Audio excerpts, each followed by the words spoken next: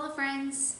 I know many of you have followed our story for the past several months, and it is such a blessing to be able to be before you today and share a little bit more about behind the scenes of the last few months. I know some of you have been praying for us whom I don't even know, and I just am so glad to be able to take this opportunity to share with you and to thank you for your prayers and your support and interceding with God on our behalf. It is such a blessing. I wish I could be there with you in person, but having a very young newborn and it being the winter season, we just decided to keep her here at home and safe and not make the trip. But like I said, I'm so honored to be here before you today to share a little bit more about our story. For those of you I don't know, I hope to meet you soon. But I am going to call you friends today, as we are going to share a cup of coffee and a lot of the things I have to share with you today. Well, it will feel as though we're friends by the time I'm done. So for those of you that don't know, I'm Sarah Gustafson. I am a member of Madison, have been for over a decade. I was baptized the day before my 9th birthday at Madison. I was married there. Paul dedicated our first son, and it was Madison that we came to during the past few months when we needed some prayer through this challenge.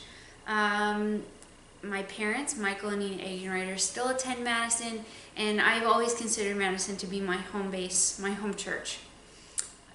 The reason why I don't attend on every Sunday basis is that I graduated with a nursing degree and joined the Air Force. I also married military. My husband Craig is active duty military, and so we have traveled a few places, lived a few different places, and just recently during this pregnancy ended back in Ohio.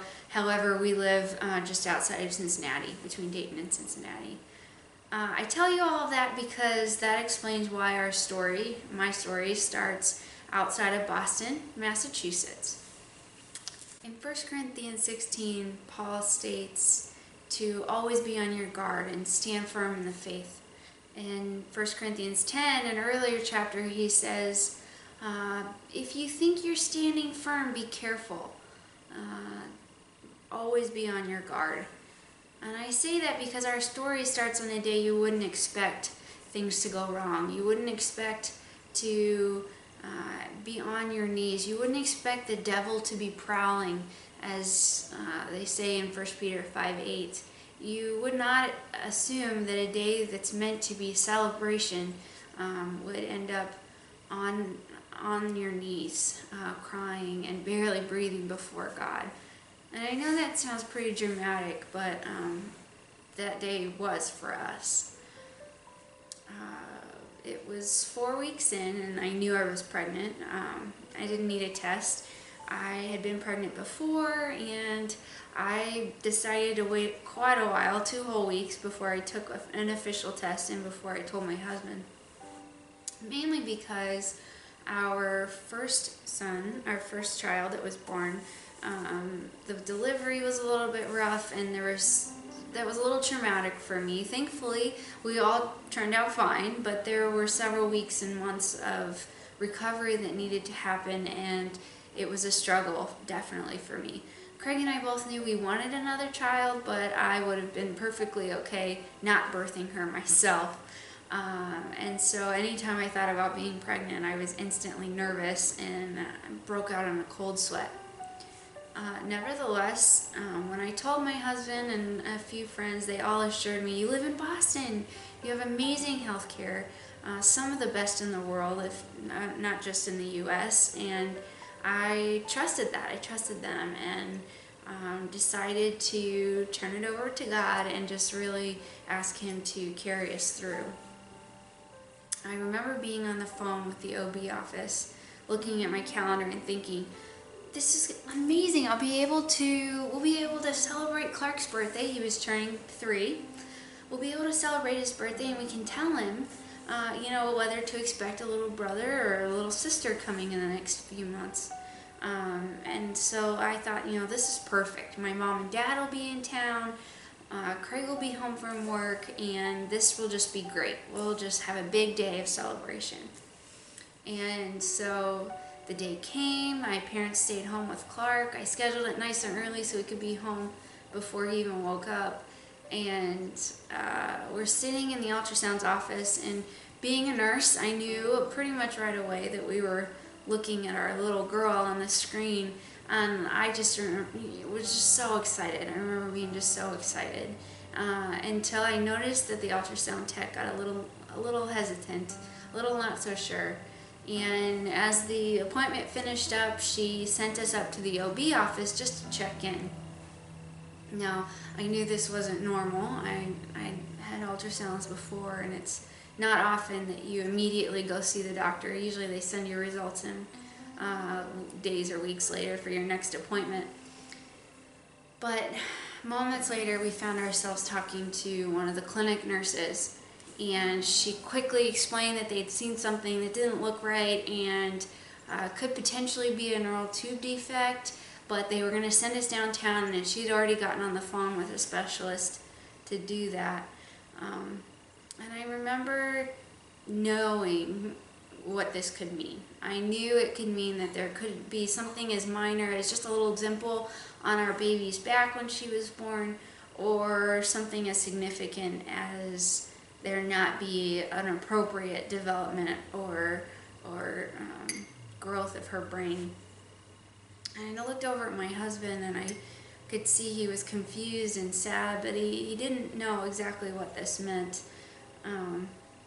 And so when they offered to send us right downtown to see a specialist, I put the brakes on and I said, you know, today is a day we're celebrating. My son's turning 3, and I think we're just going to go home, and I don't want to remember today as the day that we received some bad news. I want to just enjoy the time that we have with our family and our son. On our way home, I didn't even know what to pray for. I didn't know what to ask God for, and I quickly sent a text to a few very close friends and said, we need your prayers. I saw something. I don't know what to expect. My nurse mind is going to the worst, but I really just want God to be the center, and please pray to that effect for us. Even though I couldn't pray, the lyrics of these songs kept rotating in my head, and one of them being, the same power that rose Jesus from the dead is living in me, and greater is he who conquered death and victory that lives in me. And I just tried to cling to those truths, that no matter what we were about to face, God already knew, and his power was in me, and we would be able to get through whatever was to come. The next day we found ourselves under ultrasound again, and looking at this very high-def screen, pictures of this baby, our baby girl, who was less than a pound. I remember just staring at awe as they took such intricate pictures of all of her delicate little features, and just being in amazement of how strong her heart looked as it pumped, and how her bone structure was so perfectly developed. And I just remember thinking, this beautiful little girl who's bouncing around, moving around all over the place, how could it be that something so serious was going on? And that's about the time that the doctor began to explain to us how serious this condition was in our little girl, that she had what most people know to be a spina bifida, where her spinal cord had pulled down and was outpouched from her back. And because of that pulling, that there was also some pulling on her brain, and that there could be problems development-wise there. And all I could picture, these hot tears coming down my face, and all I could picture was this little girl holding my son's hand as he drags her around to celebrate and show her all of the things in the world that he's already found. I just couldn't believe that something like this was going on. they brought us to another room soon after, right after that, and I was just hysterical. I remember just being hysterical. I couldn't wrap my mind around what was happening. And as the doctors kind of tried to explain a little bit more what this could look like, and that what the statistics were of losing her during pregnancy, and all the other issues that we could potentially be facing, I just was hysterical. I could not wrap my mind around it. And even at that time, it wasn't that I was asking why this was happening to us. It was more of a loss and a mourning of what we had expected. Society trains our minds to think about our child's future, and I had started planning for this little girl or little boy already, what it would be like to have him or her in our family. And we already had developed this future. I already saw this future for her, and I was mourning the loss of all of that and how it was going to look and feel a lot different. There was moments there of brokenness, definitely. I remember getting to the car with my husband, and we really tried to stop and pause and just be so thankful for the fact that God was welcoming and bringing and gifting us with a little girl. In the waiting room, we'd been tossing around names for a little girl, because we knew already from the day before that we were having a daughter. We were gonna get a daughter. I was gonna get one of each, thank goodness, so I didn't have to maybe not have any more kids if God would allow, or plan for us. And we tossed all these names around, but suddenly it kind of became clear to me what her name should be. I'd already looked up definitions of names, and I knew that Lily meant innocence and beauty and perfection and grace. I just saw that this little girl, God was showing us so much favor and giving her to us and bringing her into our family. Already I claimed her as mine. She was my child. She was this gift God had given me, that so graciously given us. And as we finished the drive home, because it's quite a bit to get from inside the city to our house, Craig and I just began pinging back and forth about how God really had prepared us for a daughter of whatever needs, a daughter of the needs that she would require. And we just thought through the fact that how I was already a nurse with extensive knowledge about evidence-based practice, that I had a network of nursing friends of all specialties, that I knew nurses all over the U.S., and we would be able to get Lily the care that she would need and find the best care even. We also talked about how Craig has this business mind about logistically making things happen, and how we were already blessed with the fact he was in a well-established job that we could rely on, that had benefits we could rely on, things that were going to be necessary to take care of Lily. We talked about how he recently gotten a fitness certification for functional fitness that we could use to keep Lily very strong in whatever way possible.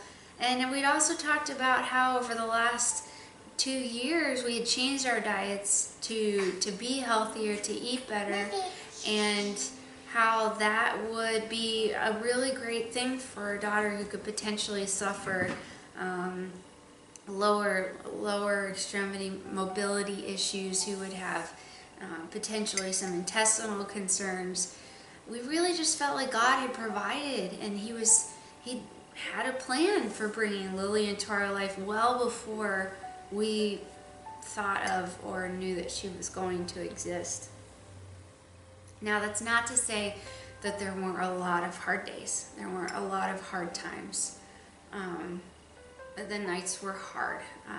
There was a lot of sadness, a lot of brokenness, a lot of just not asking God why, like I mentioned already, but really just trying to figure out, what is this going to look like for our family? What is this going to look like for Lily? How are we supposed to respond in a way that would glorify God and just return that favor that he'd poured into our lives?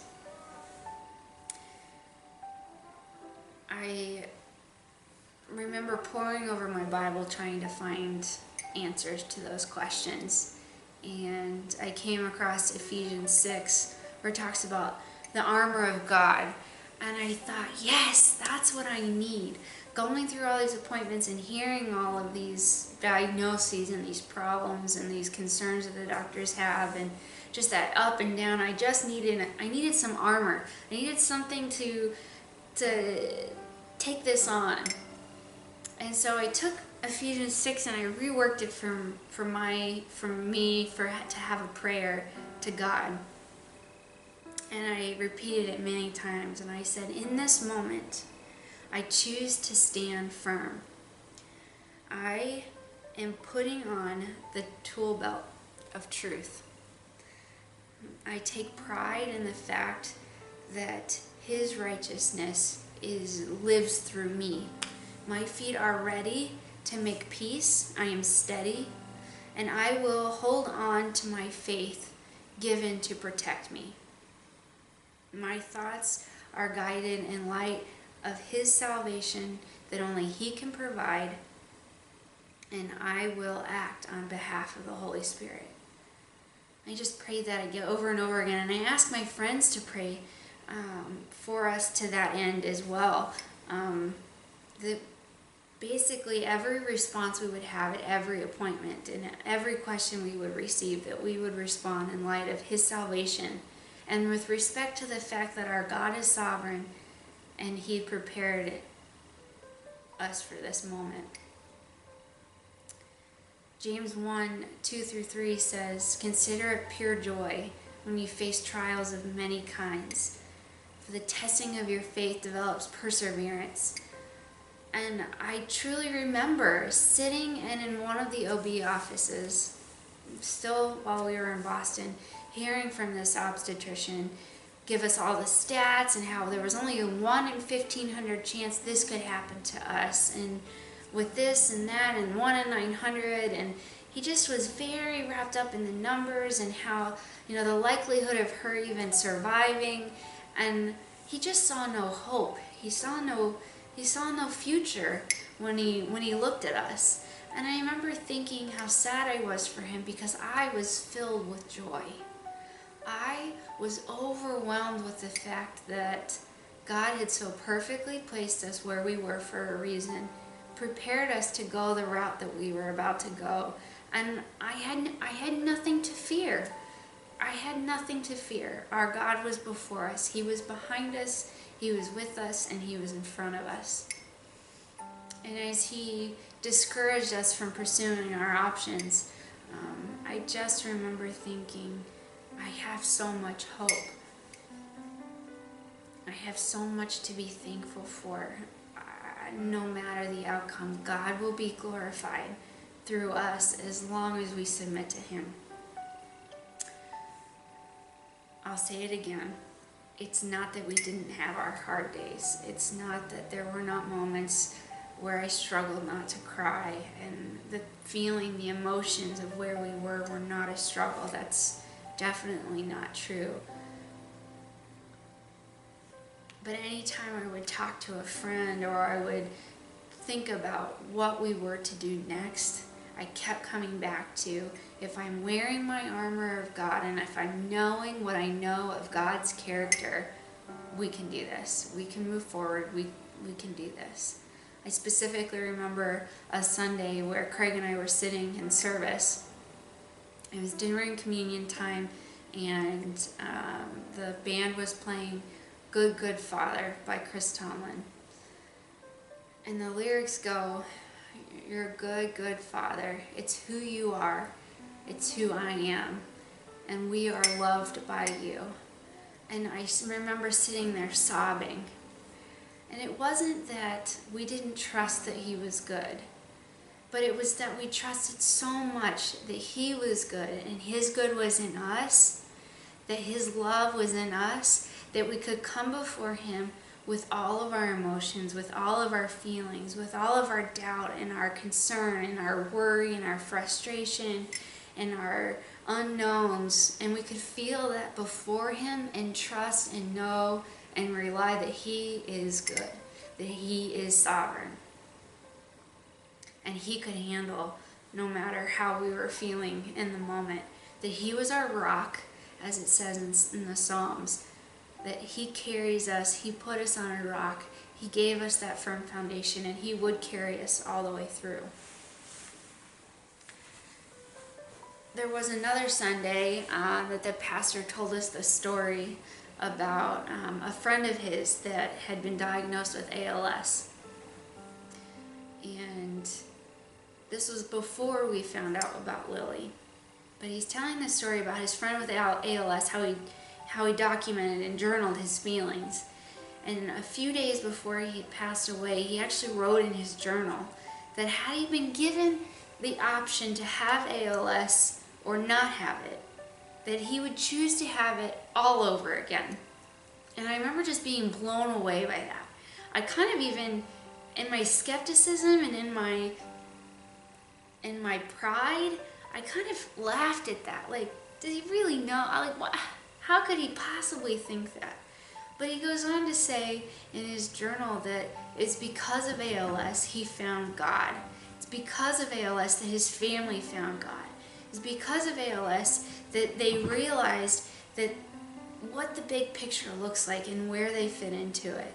And they really were able to take in that God is sovereign and what that means. That God has a plan, a purpose, and He will provide. I can truly say that since receiving Lily's diagnosis and seeing what that means for her, that we would not have it any other way, because as James says, the testing of our faith produces perseverance. And it produces a faith and a love so much broader than I would have otherwise. That I see God in such a broader light and perspective than I ever have otherwise. So, we know what Lily's diagnosis is. What do we do next? I called up some of my friends and I used some of that networking I mentioned earlier of nurses that I knew around the U.S. and found out that fetal surgery was something that we could pursue, that we could potentially probably even be eligible for. Now, fetal surgery is where they would operate on Lily while I'm still pregnant, and then after the procedure, she would be able to continue to grow in utero and hopefully heal some of the problems that we were going to face otherwise, not doing anything and just waiting for her to be born.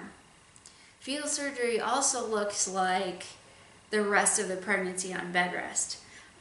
And so only a few hospitals in the nation are doing this, and so when I began pursuing this, I found it very important to pick the best and the best position for our family, who would take care of our son, and so on.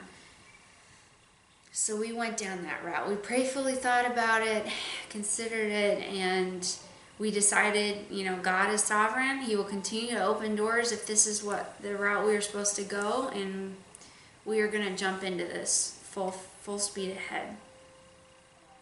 We went to Children's Hospital of Philadelphia for evaluation and found out we were eligible, that not only were we eligible, but Lily was a perfect candidate for it, that she should receive, theoretically, all the best outcomes if we were to go forward with this.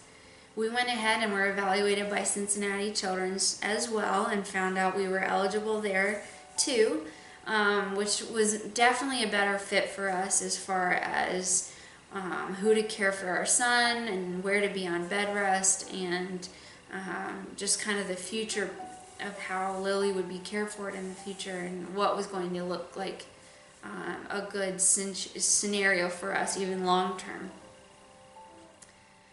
But as fetal surgery got closer and our date got closer, there wasn't a doubt in my mind that that's the direction we were supposed to go, but I struggled so much with how I was going to go through with this. Like I said, I didn't doubt that it was what we should do, that what was best for Lily, that it was what God had opened up for us, but I shook with fear. I was anxious. I just really struggled with the thought of having fetal surgery.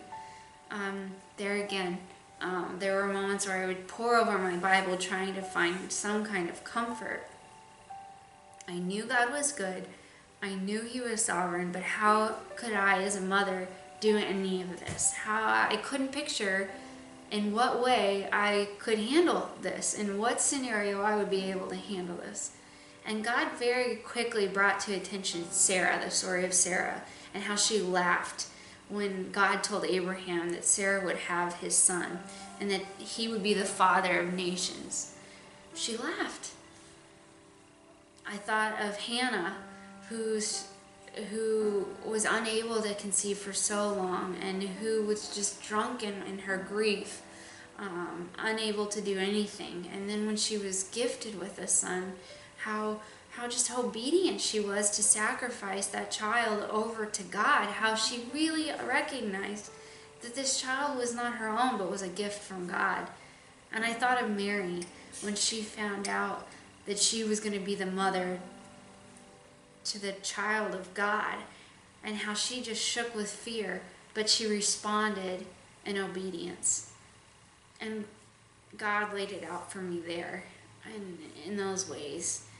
He reminded me that those women who are godly women, who are known by generation and generation and generation to be so vital in the story of how Jesus came to be, that these women also shook with fear. They were drunken with grief. They laughed in the face of uncertainty and doubt. But how their obedience and their submission and their sacrifice God honored.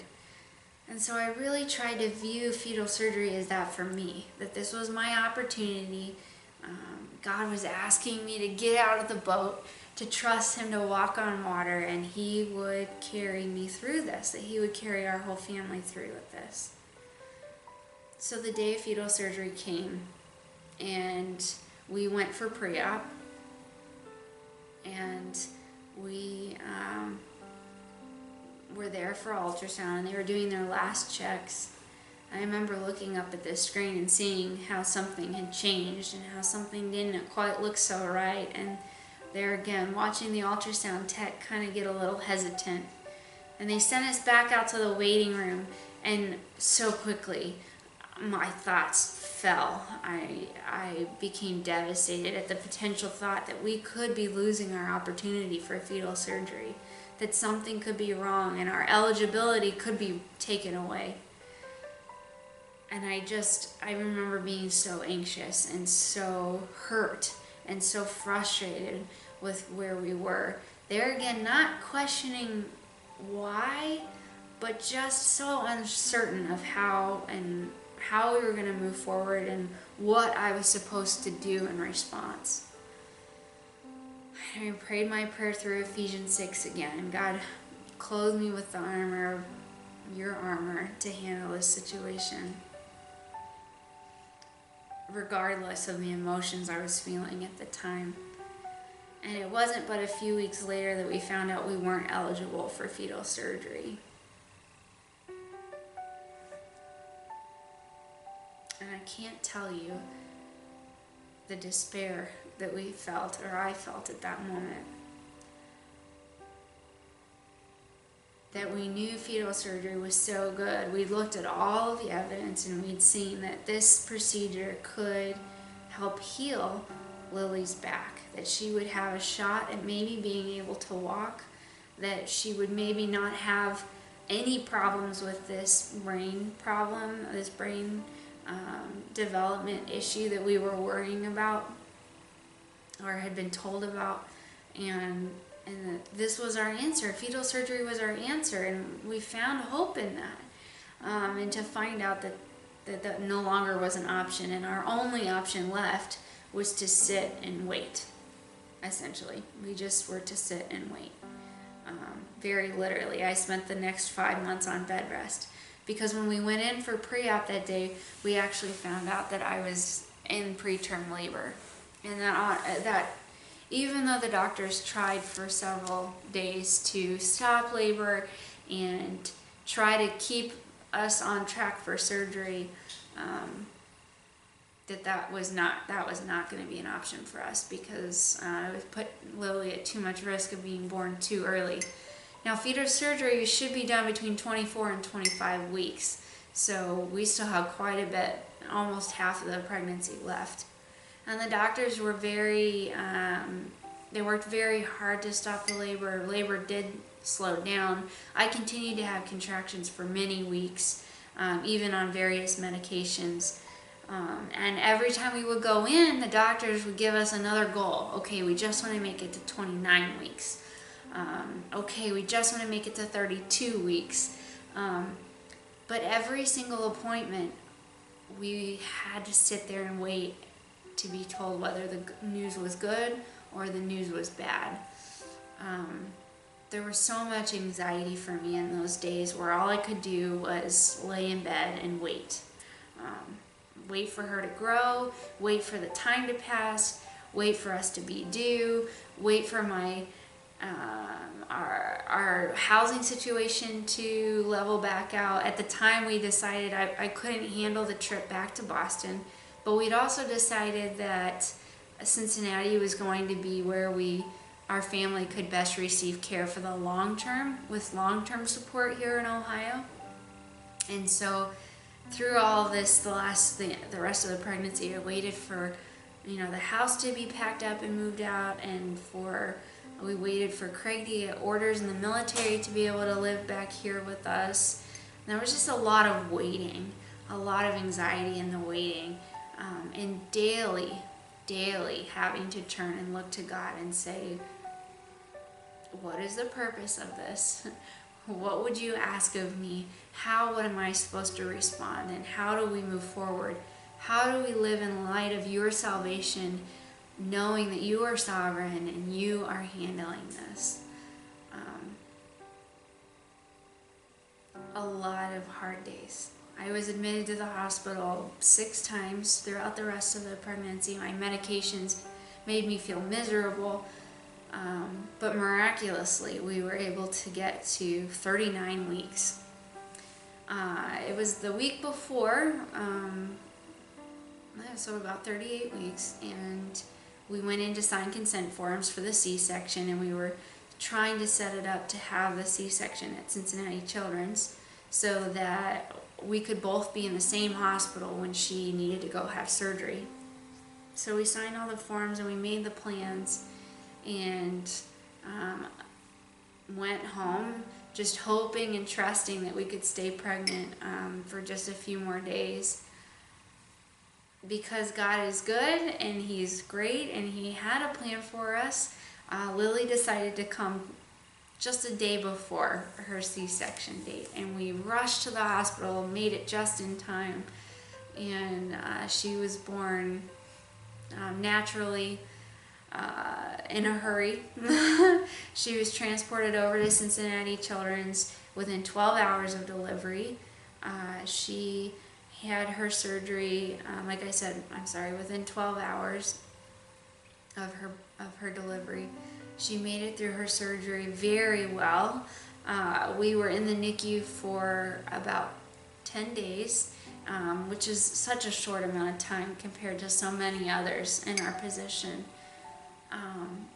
But what was truly remarkable to me is that at every phase, I asked friends for prayer and family for prayer. We reached out to you. Paul reached out to you for us. And we just asked for these realistic goals that I had set, just like the doctors were. Please help us make it 2 more weeks. Please help us to stay pregnant 4 more weeks. Please help Lily to make it through surgery okay. I did not ask for miracles. Not because I don't believe in them, but because being a nurse also gave me realistic expectations, I guess. And I didn't really leave a whole lot of room for God to come in and show His power, show His magnificence and His healing ability. I didn't ask that she would walk. I didn't ask that she would be healed. I just asked for these very manageable prayer requests. But the day we were discharged from the NICU, the neurosurgeon came in, and he's telling us about how she was doing and how her follow-up tests look. And he said, but I'm really amazed, actually. I want to show you the MRI results. And as he began to walk us through, he said, you're in the less than 5% statistic. And like I said, statistics to me at this point don't mean a whole lot, right? Because God is good, and he has a plan and a purpose, and he knew what number we would be. He cares about everything in our lives. But he said, you're in the less than 5% population, because Lily, without having fetal surgery, has received the benefits of fetal surgery. And he explained that somehow, through her postnatal, which having her surgery after being born, her postnatal surgery, the spinal cord floated back up where it should be.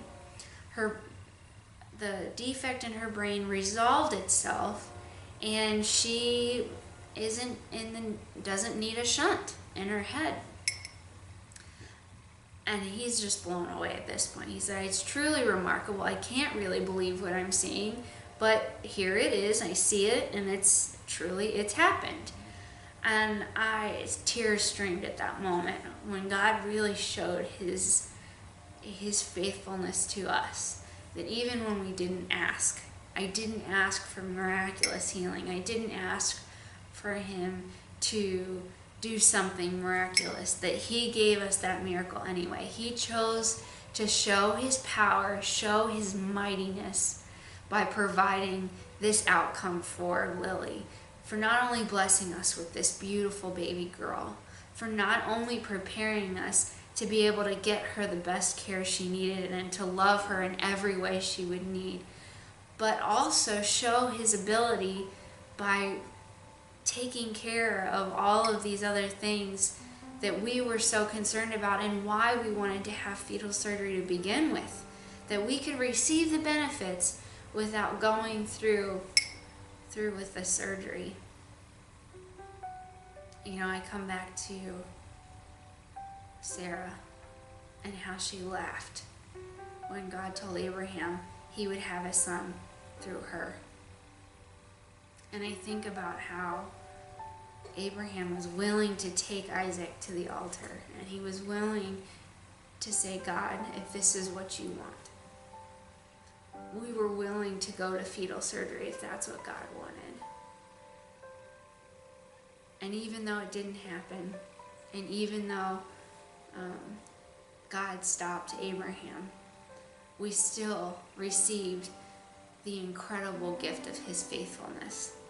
That he still rewarded us. He still gave her to us. He still blessed us with healing so much in her body. Now, she still has struggles. We still have many appointments weekly.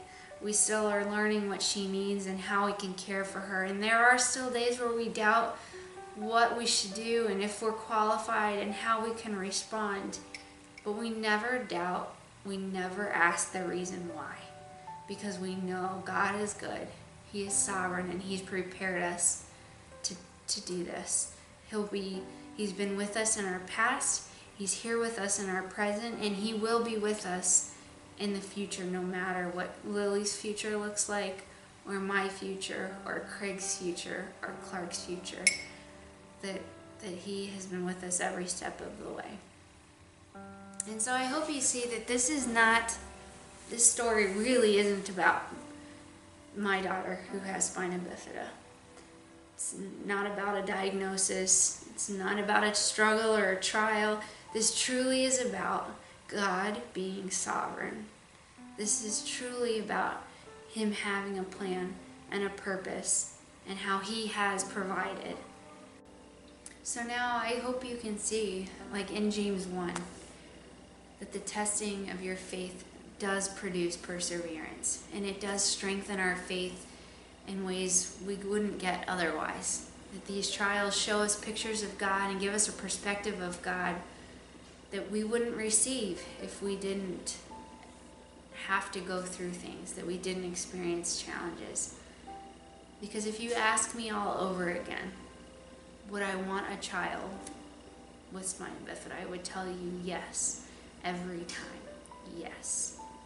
Because it's truly shown me how good our Father is, how sovereign He is in orchestrating plans we could never do ourselves, and how His power truly is miraculous.